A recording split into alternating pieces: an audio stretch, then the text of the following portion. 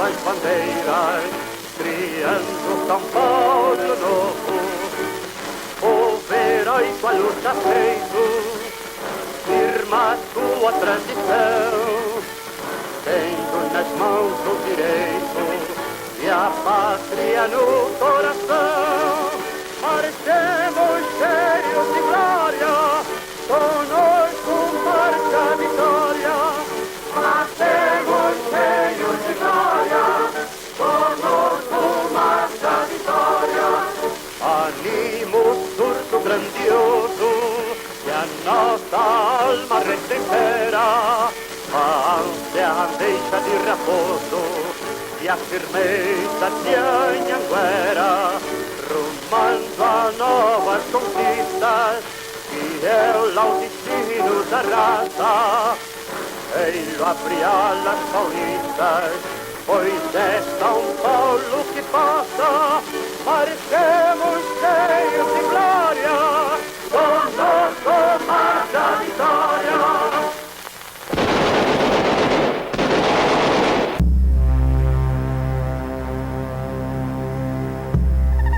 Difícil imaginar uma cena mais paulista do que essa. 100.000 pessoas protestando embaixo de chuva na Praça da Sé.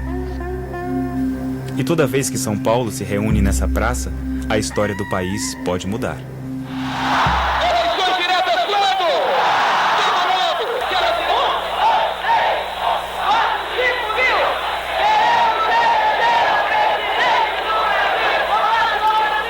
Em 1932, estavam lá Ferreirinha, estudante de Direito, Juliano Meira, jornalista de um dos maiores jornais do país, e Toledo, dono de uma barbearia no Largo São Bento.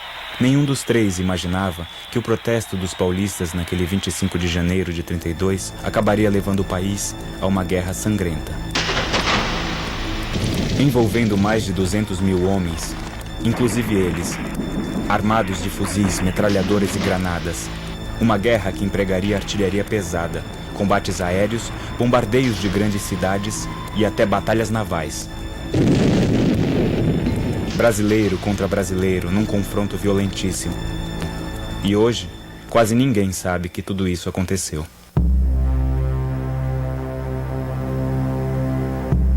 A história da Guerra de 32 começa antes de Juliano, Toledo e Ferreirinha nascerem, 40 anos antes do comício da Praça da Sé, quando os militares brasileiros derrubaram o imperador e deram início à República. Por trás do golpe dos militares estavam os fazendeiros e comerciantes ligados ao café paulista. Naquele momento, São Paulo deixava de ser coadjuvante e passava a ator principal na história do Brasil. Nos primeiros 40 anos da República, mudavam os presidentes, mas o modo de governar era sempre o mesmo: defender a qualquer custo a economia do café, principal produto de exportação do país. A produção de café, que não era vendida no mercado, o governo comprava e queimava se fosse preciso. O importante era manter o preço do café lá em cima. E não adiantava reclamar, porque as eleições eram fajutas. Menos de 5% dos brasileiros votavam, e os resultados eram manipulados pelos partidos republicanos estaduais, controlados pelos fazendeiros. Era o auge do coronelismo e do voto de cabresto. As cidades cresciam. Milhares de imigrantes chegavam, o país mudava, mas os coronéis não percebiam. Em 1929, mesmo ano em que Toledo assumiu a barbearia do pai, Juliano começou a trabalhar no jornal e Ferreirinha entrou na faculdade de Direito, a Bolsa de Nova York quebrou. O abalo da economia internacional causou forte crise no mercado do café. O desemprego e a fome aumentaram. No Brasil, as reivindicações dos trabalhadores eram resolvidas pela polícia com prisões e pancadas. A classe média, que já não tinha espaço político, sentiu-se estrangulada economicamente. Uma das poucas alternativas que os jovens da classe média tinham era seguir a carreira militar: cabo, sargento, tenente. Foram justamente os tenentes, que usavam armas como ferramenta de trabalho, que deram um basta na velha república. Em 1929, os fazendeiros do café paulista brigaram com os fazendeiros do leite de Minas Gerais. Os tenentes aproveitaram que a política do café com leite azedou e fizeram uma grande rebelião, tomando o controle dos quartéis no Brasil inteiro. Era a Revolução de 30. A ação dos tenentes nos quartéis recebeu o imediato apoio da população nas ruas.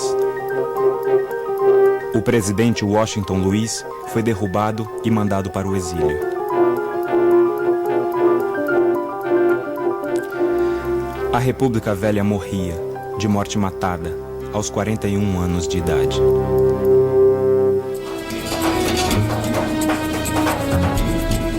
Os tenentes colocaram na presidência da República o candidato que tinha enfrentado os velhos republicanos na eleição anterior, o gaúcho Getúlio Vargas.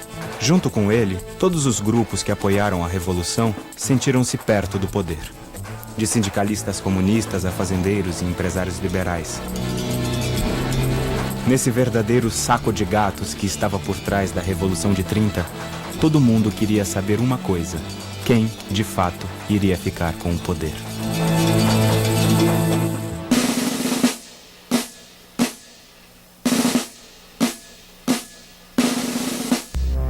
Em São Paulo, jovens liberais do Partido Democrático apoiaram a Revolução de 30. Por isso, esperavam que Getúlio nomeasse para o governo do estado Francisco Morato, homem do Partido Democrático. Em vez disso, Getúlio nomeou João Alberto, um tenente pernambucano que tinha participado da Revolução nos quartéis.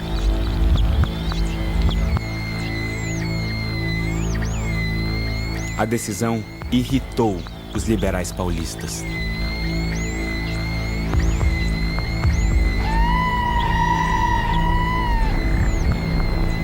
Nos 2 primeiros meses de governo, João Alberto autorizou um comício do Partido Comunista na Praça da Sé. Decretou um aumento salarial de 5% e jornada de trabalho de 40 horas para os trabalhadores das fábricas. E ainda distribuiu para os tenentes revolucionários terras de fazendeiros endividados com o Banco do Estado. Os liberais do Partido Democrático desejavam que a Revolução de 30 desse uma leve modernizada no país, sem mudanças radicais que ameaçassem os seus privilégios. Mas depois do primeiro mês de João Alberto no governo de São Paulo, os liberais paulistas começaram a desconfiar que os tenentes pudessem estar ligados aos comunistas, buscando mudanças profundas.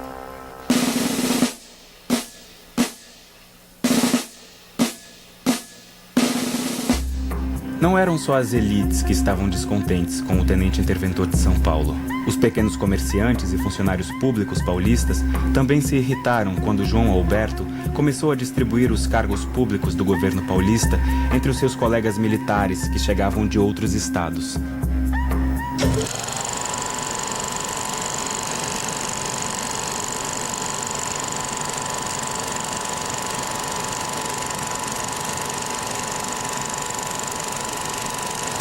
No final de 1930, as elites e boa parte da classe média paulista andavam contrariadas com os caminhos da Revolução de 30. No primeiro dia de 1931, o jornal O Estado de São Paulo publicou um artigo que pedia a eleição de um Congresso Constituinte. Getúlio tinha fechado o Congresso e nomeado interventores para os estados. Segundo o jornal, já era hora do país voltar à normalidade democrática. A defesa da Constituinte repercutiu em todo o país. Na semana seguinte, o presidente Getúlio Vargas respondeu ao jornal paulista através de um tenente de sua confiança, Juarez Távora. O tenente declarou que era cedo para eleições, alegando que a máquina dos velhos republicanos ainda podia manipular os resultados eleitorais. Declarou ainda que os paulistas só pensavam em si e não no Brasil. O tiro saiu pela culatra. Ao atacar São Paulo, o porta-voz de Getúlio acabou unindo os paulistas contra os tenentes e o próprio Getúlio. Os estudantes de direito do Largo São Francisco passaram a fazer pequenos comícios contra a ditadura de Getúlio, pedindo a Constituição urgente.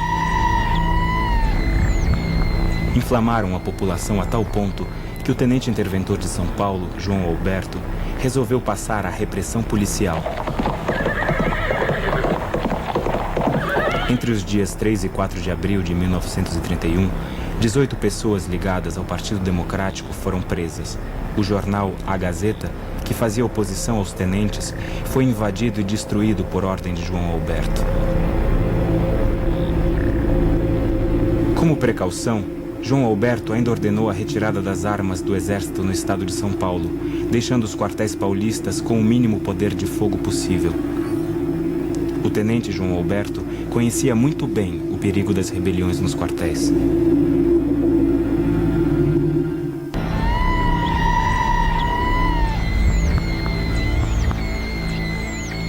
A causa paulista por eleições e Constituição ganhou adeptos no Rio Grande do Sul e no próprio Rio de Janeiro, capital do país na época. Getúlio e os tenentes viam o cerco se fechar contra eles.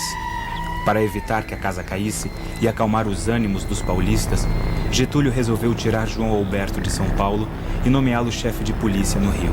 O novo interventor nomeado no lugar de João Alberto, Coronel Rabelo, também era ligado aos tenentes. Os liberais paulistas acharam que Getúlio estava trocando 6 por meia dúzia, tentando empurrá-los com a barriga. Em 17 de janeiro de 32, os liberais do Partido Democrático romperam de vez com Getúlio. Juntaram-se aos velhos republicanos da República Velha e fundaram a Frente Única, para lutar pela Constituição e um governador paulista.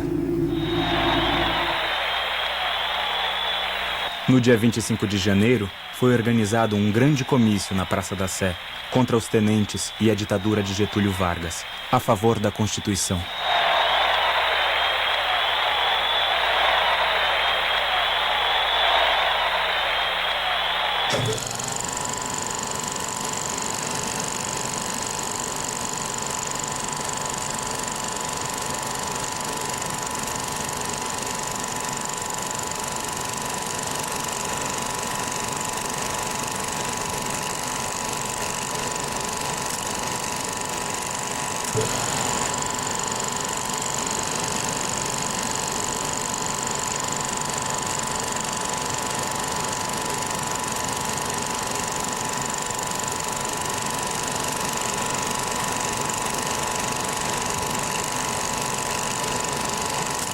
O comício de 25 de janeiro esquentou os ânimos dos paulistas. Os estudantes passaram a agitar a cidade. Neste comício, Ferreirinha está chamando os tenentes de eunucos de Getúlio. A mídia multiplicava os efeitos dos comícios na população.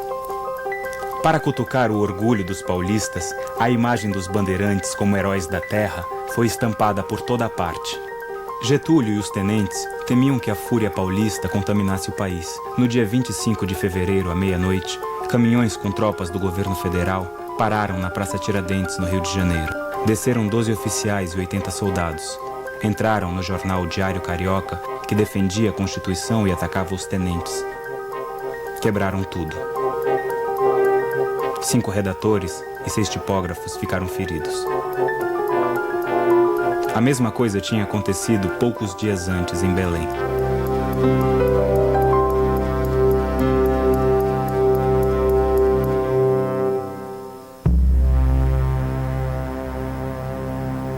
As frentes de oposição paulista e gaúcha passaram a articular suas forças para derrubar Getúlio. O clima nas ruas contagiava os militares. Em diversos pontos do país, havia militares que não gostavam de ver os tenentes mandando mais que os generais. Em São Paulo, o general Isidoro Dias Lopes e o coronel Euclides Figueiredo conversavam com o general Bertoldo Klinger, do Mato Grosso. Preparavam um plano militar para uma rebelião contra os tenentes e Getúlio Vargas.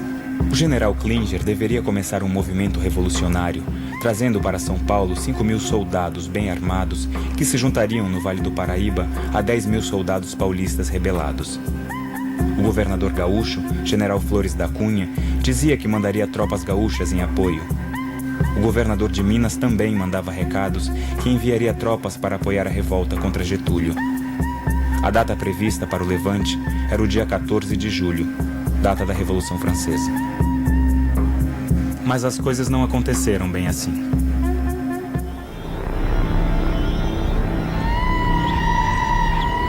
Boatos sobre a conspiração chegavam até o Rio. Para botar água fria na fervura, Getúlio prometeu ao país eleições e um congresso constituinte para o ano seguinte, mas era tarde demais. No dia 22 de maio de 32, os estudantes paulistas organizaram vários comícios e passeatas pela Constituinte já. Invadiram cinemas, convocando a população, ocuparam a Rádio Record e discursaram para soldados na frente dos quartéis. Os caras pintadas daquela época eram um pouco mais exaltados que os de hoje. Empolgados com a participação popular, os estudantes armaram-se de fuzis e revólveres e resolveram invadir naquela mesma noite a sede política dos tenentes, na Praça da República.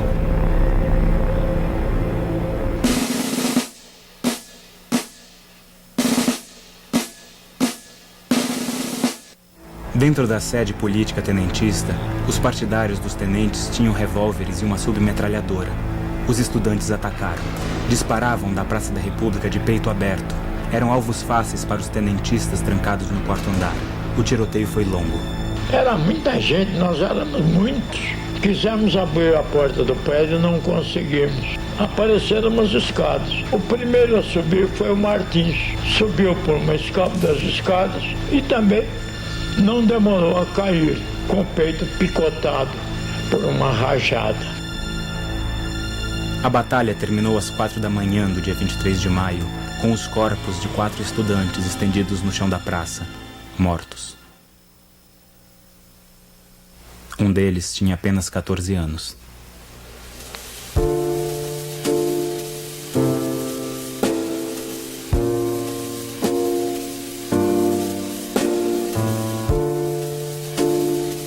Naquele 23 de maio, São Paulo parou para o enterro dos 4 estudantes mortos. Nos dias seguintes ao 23 de maio, os estudantes fundaram o MMDC, sigla formada com as iniciais dos 4 estudantes, Miragaia, Martins, Drauzio e Camargo.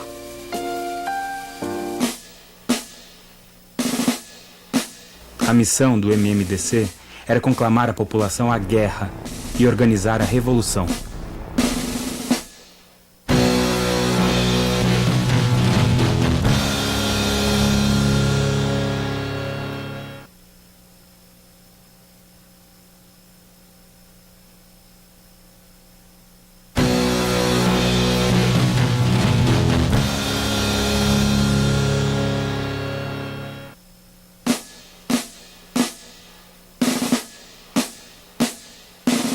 A morte dos estudantes no tiroteio contra os tenentistas na madrugada de 23 de maio pressionou os militares que conspiravam contra Getúlio a anteciparem a data da Revolução. No dia 8 de julho, o general Klinger recusou-se a obedecer ordens de Getúlio no Mato Grosso e foi demitido. No dia 9 de julho, o general Isidoro Dias Lopes convocou uma reunião de líderes revolucionários na Rua Sergipe, número 37, em São Paulo. O general Lopes propôs a imediata deflagração do movimento, temendo que Getúlio demitisse todos os militares que conspiravam. Alguns militares presentes temiam que a precipitação pudesse deixar de fora as tropas gaúchas e mineiras. Mas o argumento do general Lopes saiu vencedor. Foi decidido.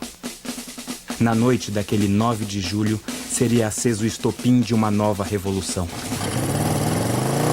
Uma tropa de motociclistas e ciclistas, como se fossem os motoboys de hoje, passou a tarde inteira num entra e sai do QG improvisado na Rua Sergipe, levando ordens e trazendo notícias. Foi acertado que os civis do MMDC deveriam tomar rádios e estações telegráficas naquela noite e difundir o movimento aos chefes municipais de todo o estado. O general Lopes mandou chamar o coronel Euclides Figueiredo para assumir imediatamente o comando dos quartéis ao seu lado. Noite fechada, sem estrelas nem lua.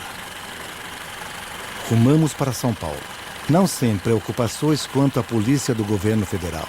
Levávamos firme resolução de desobediência caso nos mandassem parar no caminho.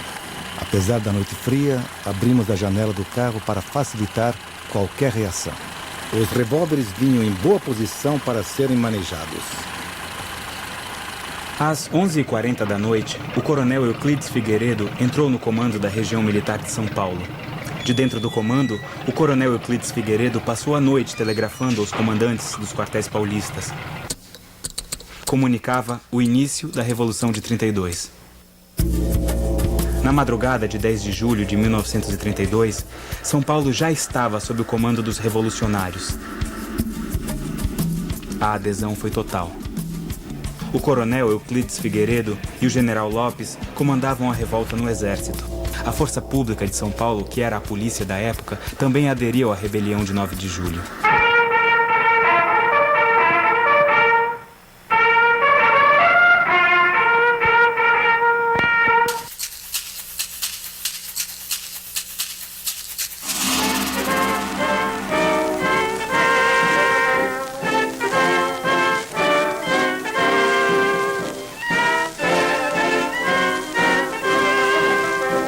Ao amanhecer do dia 10, as primeiras tropas paulistas desfilavam pelas ruas da cidade para o delírio da multidão. As tropas partiram de trem para a Serra da Mantiqueira, a meio caminho da capital federal. De repente o trem parte e aquelas mulheres todas começaram a chorar copiosamente, porque afinal os maridos, os filhos, os irmãos iam para a guerra.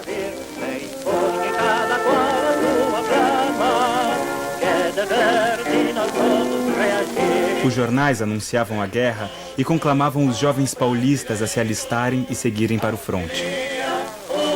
As noivas, as namoradas, incentivavam todas as pessoas para participarem. E agrediam os poucos moços que se viam na rua. Se põe a saia, se não veste a farda, veste a saia.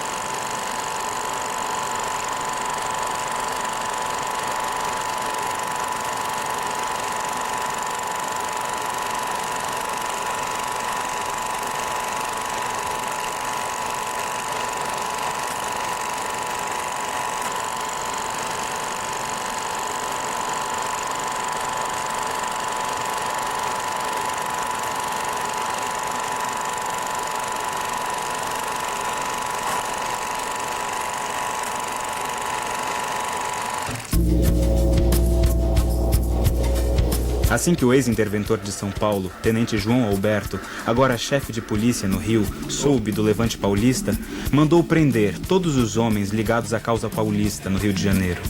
Na sede do governo federal, o general Góes Monteiro, comandante do exército de Getúlio, começou a contabilizar forças e mobilizar as tropas federais para enfrentar os paulistas.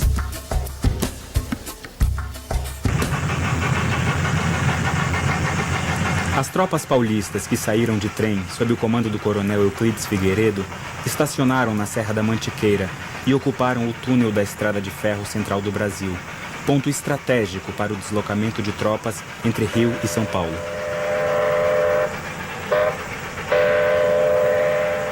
Os soldados tomaram posições no alto das escarpas. A ordem era esperar a chegada dos mineiros e gaúchos para avançar sobre o Rio de Janeiro. Enquanto isso, Getúlio Vargas trocava telegramas com o general gaúcho Flores da Cunha, tentando a todo custo que ele mudasse sua decisão de apoiar o levante paulista.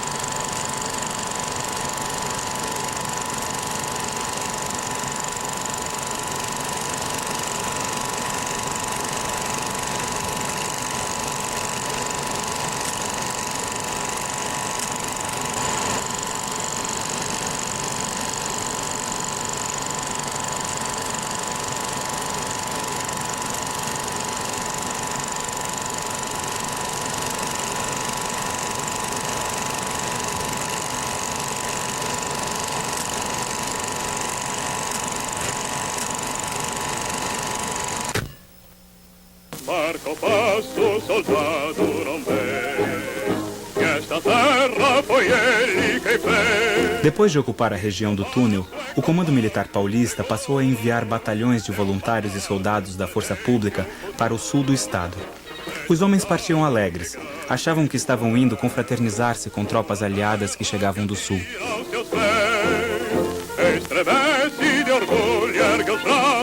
Mas assim que chegaram ao destino, o comando militar ordenou que cavassem trincheiras e ocupassem posições para um possível combate. O Comando Revolucionário Paulista ainda não sabia se vinham do sul aliados para a confraternização ou inimigos dispostos a matá-los.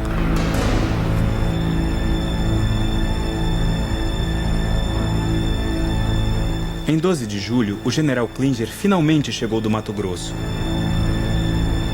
Mas vinha acompanhado apenas de alguns oficiais. Como havia sido demitido antes da hora por Getúlio, o general Klinger não conseguiu levantar os quartéis. Por isso, as esperadas tropas de 5.000 soldados não vieram, nem a artilharia pesada que os comandantes paulistas tanto esperavam. Como se fosse pouco, do Rio de Janeiro ainda chegava mais uma notícia ameaçadora. Navios de guerra da Marinha haviam partido da Baía da Guanabara em direção ao litoral paulista.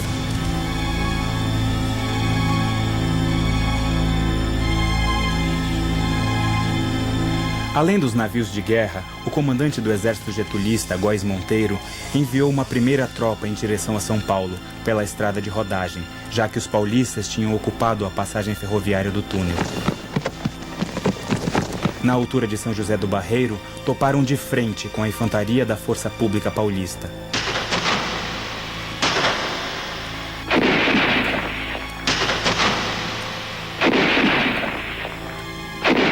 Cariocas e paulistas trocaram naquele 13 de julho os primeiros tiros da guerra.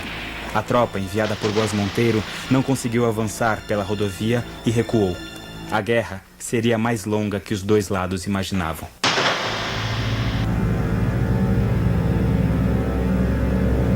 As tropas do coronel mineiro Eurico Dutra chegaram à região do túnel no dia 15 de julho, ao meio-dia, acabando com as dúvidas sobre o recado que o coronel havia mandado 3 dias antes. Os mineiros chegaram atirando. Os soldados paulistas não tiveram tempo para lamentações.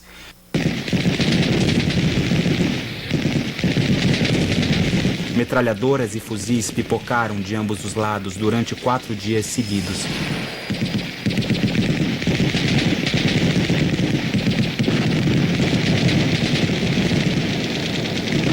Os paulistas perderam algumas posições, mas conseguiram manter o estratégico túnel sob seu controle.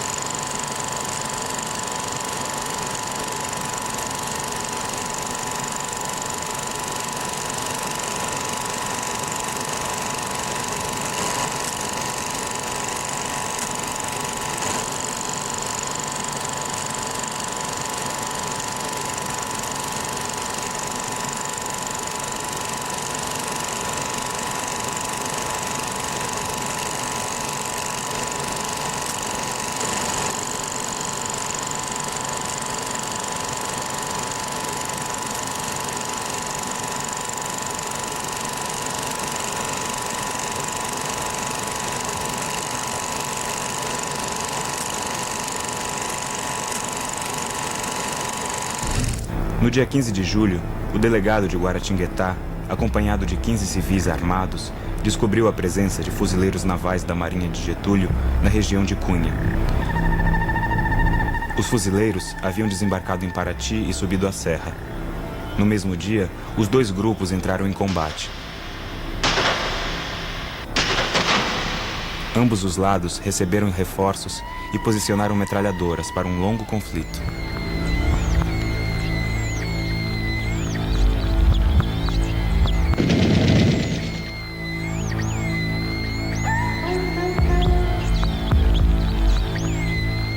Na frente sul, os paulistas que esperavam os gaúchos para a festa também tiveram uma grande surpresa. Chegaram mais de 6.000 soldados vindo dos 3 estados sulinos. Vinham por todos os lados, mandando bala nos paulistas.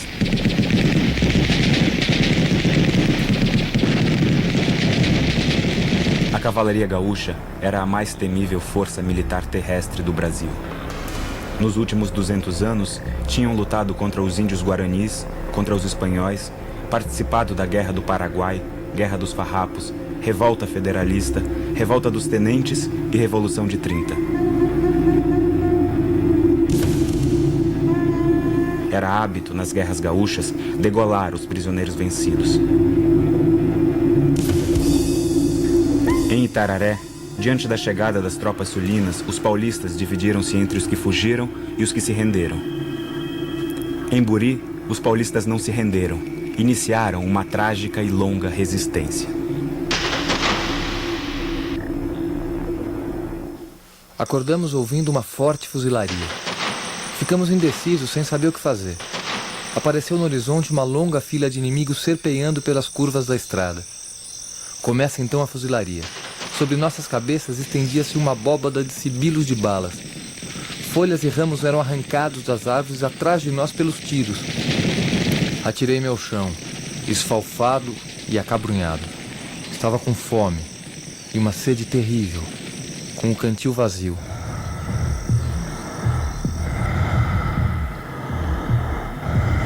Terminado o primeiro mês de guerra, o Comando Militar de São Paulo possuía um quadro nada animador da situação.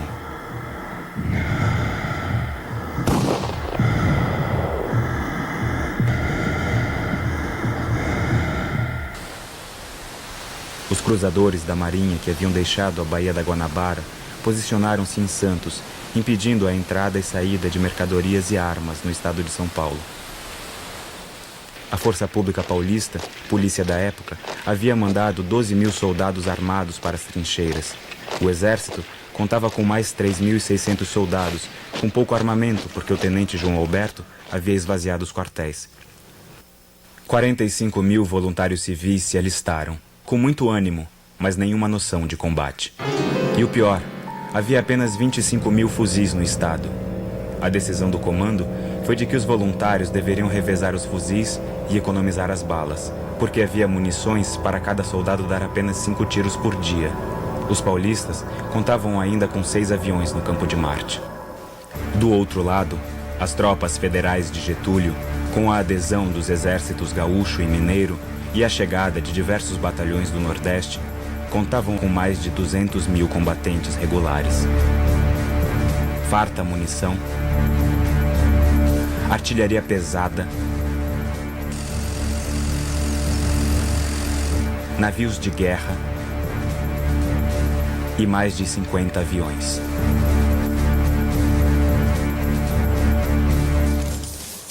Apoiado por jornais e rádios, o Comando Paulista não relatava a dificuldade da situação para não esfriar os ânimos da população. Só as vitórias eram divulgadas. A imprensa de São Paulo, os jornais, que era o que predominava, controlados pelo governo, todos os dias nos diziam que as nossas tropas estavam avançando, ganhando, né? Mas o meu professor de geografia, vizinho de casa, comentava comigo, como é que a geografia não coincide com a notícia? Se eles estão de tal lugar para tal lugar, eles estão recuando e não ganhando. A riqueza suprema, a única riqueza que São Paulo quer, a vitória, a vitória, a vitória. Os feitos heróicos dos combatentes se espalhavam pelo estado com incrível rapidez. As derrotas corriam como boatos atribuídos a traidores.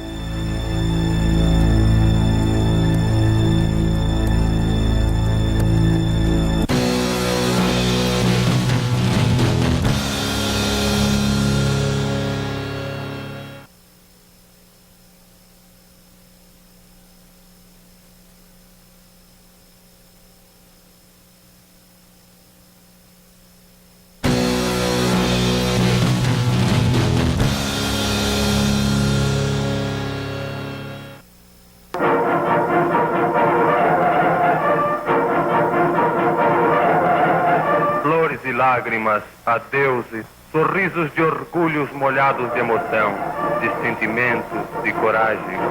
É a monção da glória que parte para a conquista da lei, em nome da lei, com um só lema: Constituição.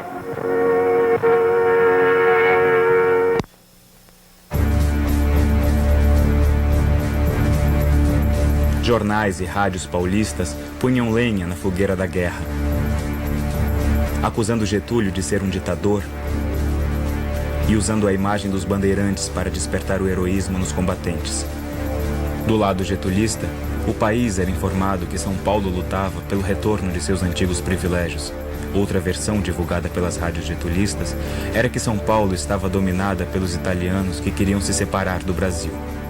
O lado do governo treinava, chegou a treinar gente com fala paulista para dizer nas rádios do Norte que São Paulo estava dominado por um partido comunista que tinha um chefe chamado Matarazzo, que estava separando o São Paulo da Federação. E que estes comunistas que estavam dominando São Paulo iriam acabar com a religião, enforcar os padres, destruir os altares. Daí, em boa parte, o entusiasmo, o número e a veemência bélica com que legiões de nordestinos vieram brigar em São Paulo. Os dois lados lançavam panfletos dos aviões no território inimigo, apresentando suas versões para a guerra.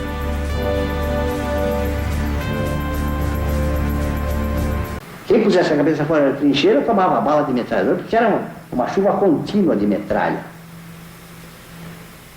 E por baixo desse guarda-chuva protetor, viam os soldados do terceiro aéreo se arrastando para aproximar-se da trincheira para tomá-la de assalto. Porque nós não punhamos a cabeça fora da trincheira, mas com um espelho na ponta de um pau, punhamos o espelho assim e víamos quando os soldados se aproximavam. Nessa hora, granada em mão, tirava aquele grampo e de dentro da trincheira, sem pôr a cabeça para fora, jogávamos a granada em mão nos soldados.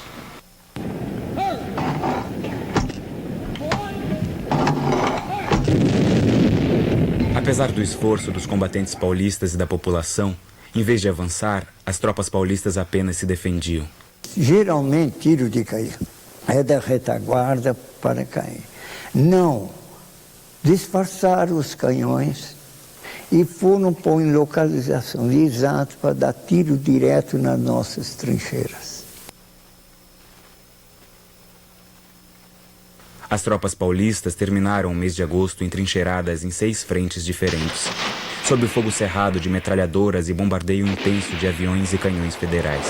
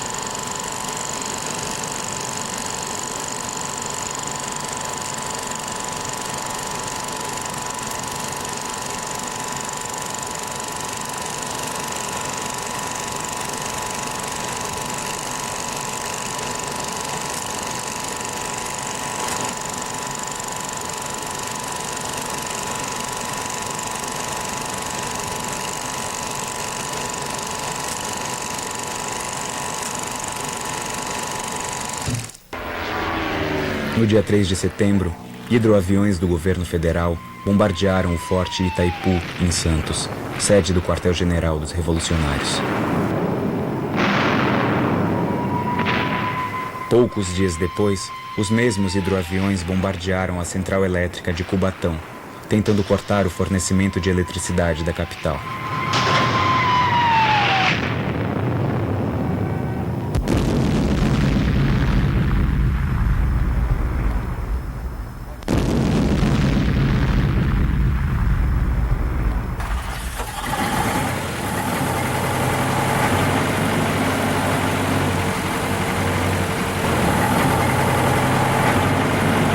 Em resposta, um avião paulista mergulhou sobre o navio de guerra getulista, disparando sua metralhadora.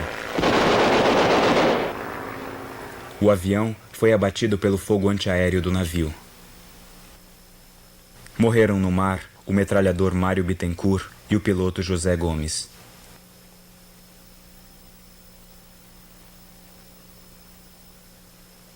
Durante a Guerra de 32, Santos Dumont, que passava férias no Guarujá, ao lado do Porto de Santos, enforcou-se em seu quarto.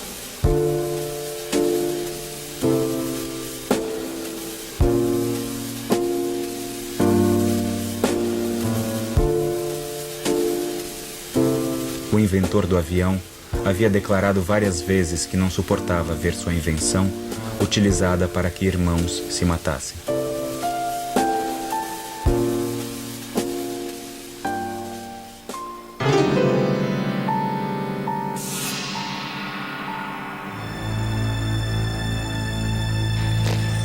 Na frente sul, milhares de soldados getulistas, comandados pelo general Valdomiro Lima, romperam a resistência paulista em agosto, após violentos combates.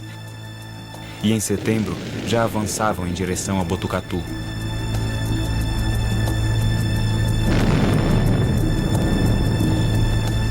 Uma noite de domingo, nós estávamos fazendo o footing na Rua Amando, que era a rua principal da cidade, quando eu percebo o povo murmurando, gritando, correndo, e num minuto a rua esvaziou. E meu pai, que nunca se preocupou com os meus passeios noturnos, estava vindo para me apanhar. Vamos para casa depressa, depressa. Os gaúchos estão chegando. Eu disse, mas como? Nós estamos ganhando, estão aí entrando, né? Isto é, houve um choque entre a notícia e a realidade. Na frente mineira, os paulistas também perdiam posições. Em setembro, as tropas getulistas fechavam o cerco sobre Campinas.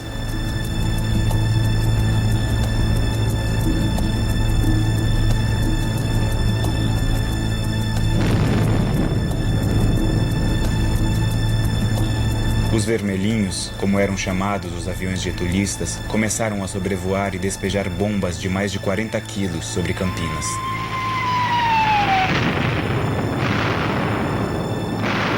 E quando vinha a serreia do jornal, tocava alto, forte, bastante quando vinha chegando os aviões. Eram 3 para jogar as bombas.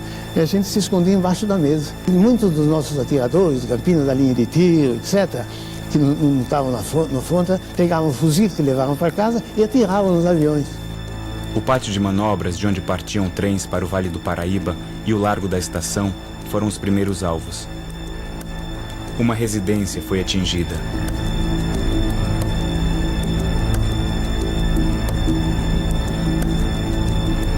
No dia seguinte, campineiros que partiam da estação em um bonde foram feridos no bombardeio aéreo.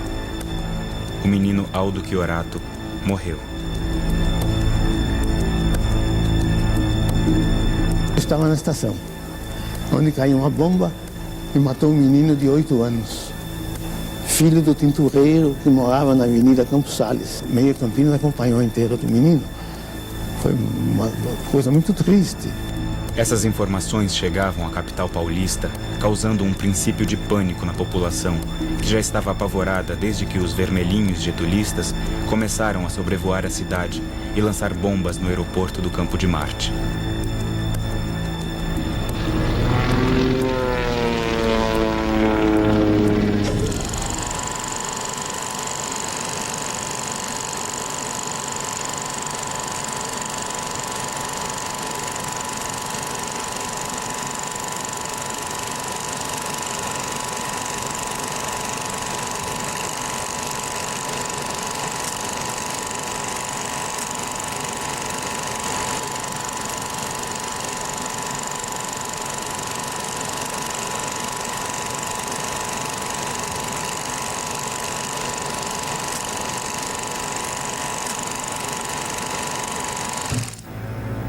No dia 12 de setembro, os paulistas perderam o túnel que as tropas do coronel Euclides haviam ocupado nos primeiros dias da Revolução.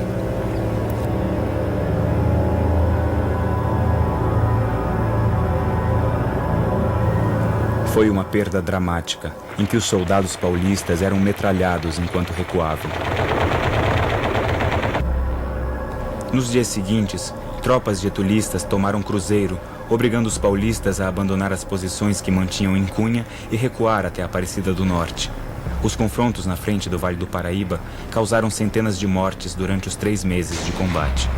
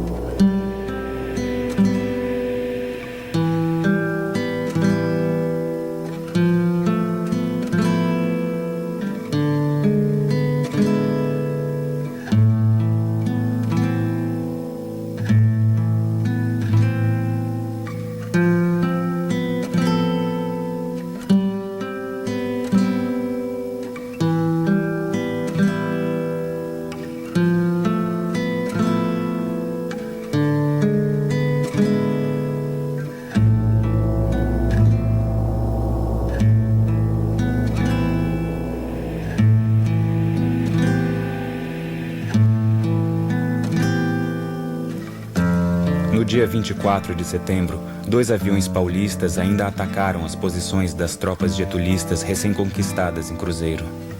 Mas não adiantava mais. Naquela altura, os paulistas já haviam perdido a guerra.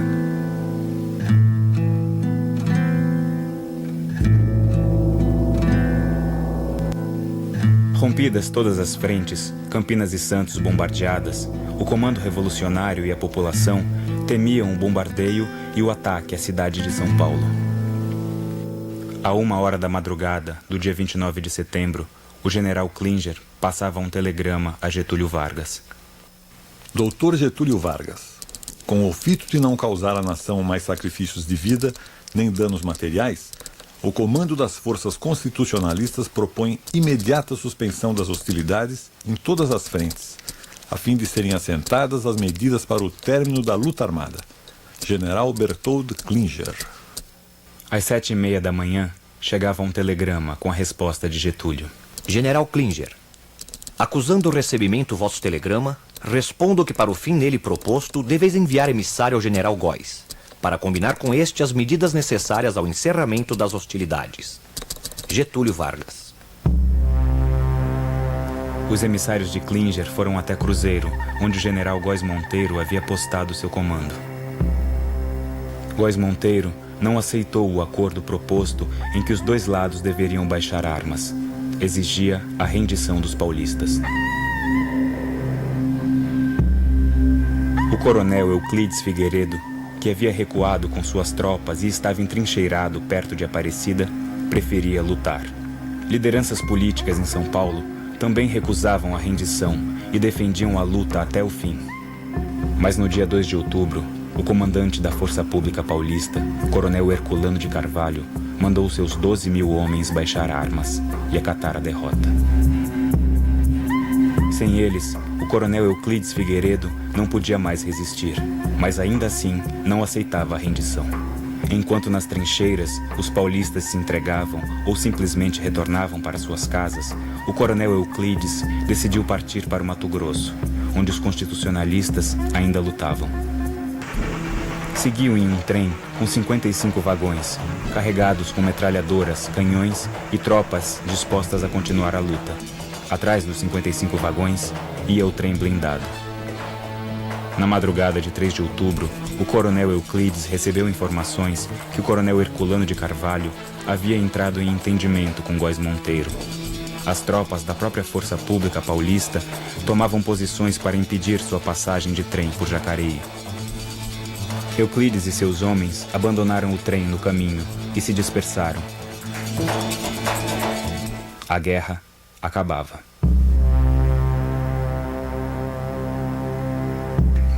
Os líderes da Revolução foram presos. Os focos de resistência constitucionalista no Mato Grosso e no Rio Grande do Sul foram sufocados. Os homens da Força Pública Paulista, comandados pelo coronel Herculano de Carvalho, mudaram definitivamente de lado e passaram a obedecer Getúlio. Reprimiram o agrupamento de paulistas nas ruas e desarmaram os voluntários que voltavam para a cidade de São Paulo. No dia 6 de outubro, o general Valdomiro Lima, que comandou a vitória getulista no Sul, foi nomeado governador de São Paulo por Getúlio Vargas.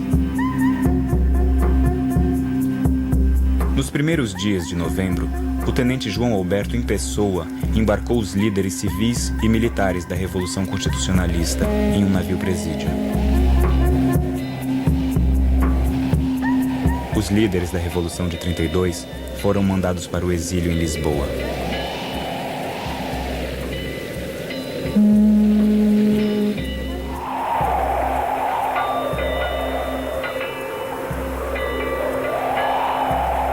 Os líderes partiram, mas a defesa da Constituição ficou.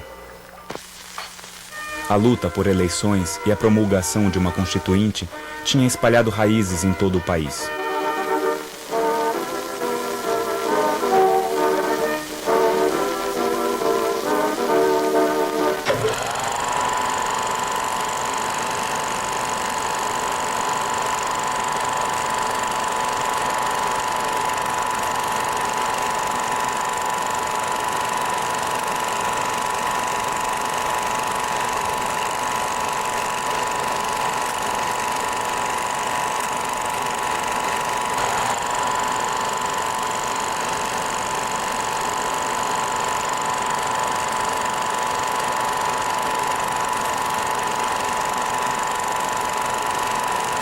Em 1933, realizaram-se em todo o Brasil eleições para o Congresso Constituinte.